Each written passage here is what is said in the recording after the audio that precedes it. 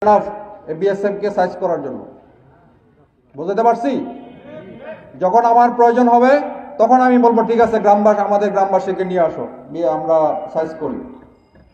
তা আমি না ডাকলে আপনারা ওখানে ভিড় করে আমাদের কাজকে ব্যাঘাত ঘটাবেন না। আমাদের হাতে অস্ত্র আছে, আমাদের ট্রেনিং আছে, সর্বশেষ হচ্ছে আমাদের মনোবল আছে এবং আমাদের পিছনে 18 কোটি মানুষ আছে না?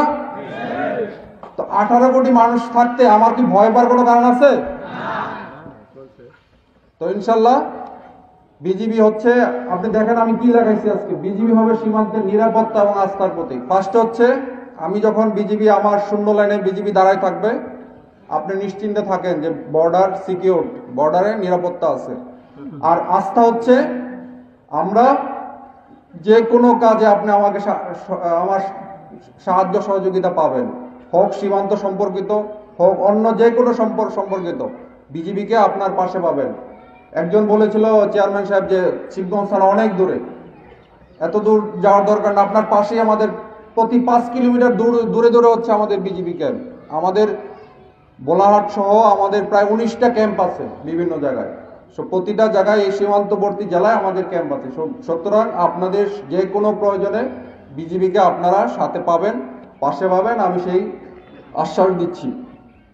সর্বশেষ হচ্ছে আমার পক্ষ থেকে আমি আসলে সবাইকে ধন্যবাদ দিতে চাই। আমি কাউকে কখনোই গালিও দিব না, আমার কারোর প্রতি মন খারাপ নাই। আমি ধন্যবাদ দিতে চাই আমাদের এই পুলিশ প্রশাসনকে। যখন 5 তারিখ থেকে ঝামেলা শুরু হয়েছিল, এসপি মহোদয় বারবার জিজ্ঞাসা করছে যে কিবরিয়া ভাই কিছু লাগবে, কোনো সহায়তা লাগবে? আমি বললাম শুধু দোয়া করেন, ইনশাল্লাহ কোনো সমস্যা নাই। ডিসি মহোদয় ফোন দিয়েছিল কোনো সহায়তা লাগবে, আমি বললাম ঠিক আছে আপনারা পাশে আছেন, যদি সহায়তা লাগে আমি জানাবো।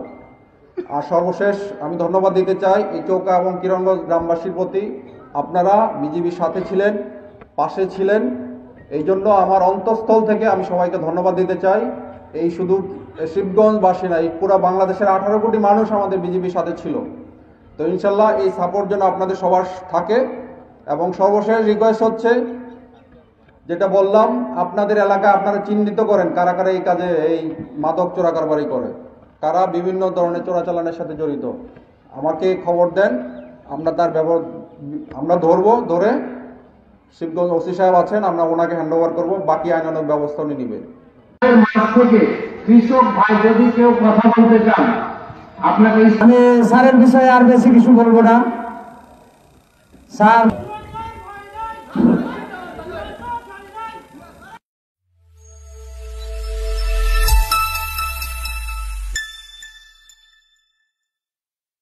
তোমরা আমাকে রক্ত দাও, আমি তোমাদের স্বাধীনতা দেব।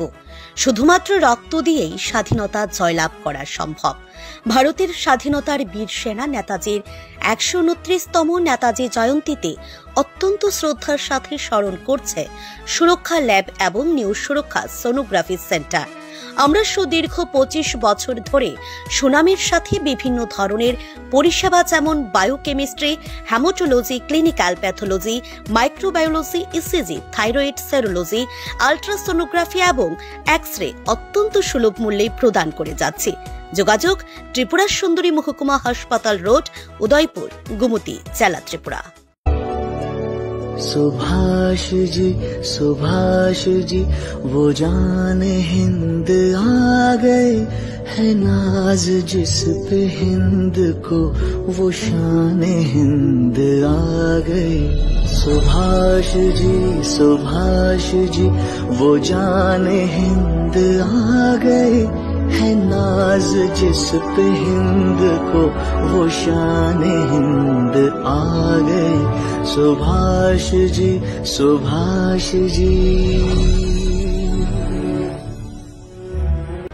নরম মাটিতে জন্মেছে বলেই বাঙালির এমন সরল প্রাণ। দেশ মাতৃকার বীর সন্তান নেতাজির 129তম নেতাজি জন্ম জয়ন্তীতে অত্যন্ত শ্রদ্ধার সাথে স্মরণ করছে সাবিত্রী গোল্ড প্লেটিং জুয়েলারি। সোনা নয়, কিন্তু দেখতে সোনার মতো। এখানে তামার গহনার উপর সোনার জলে রং করা হয়।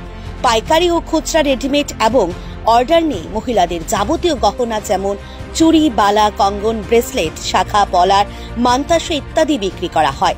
যোগাযোগ কামান চৌমুহনী বিএসএনএল অফিস সংলগ্ন, আগরতলা, পশ্চিম ত্রিপুরা।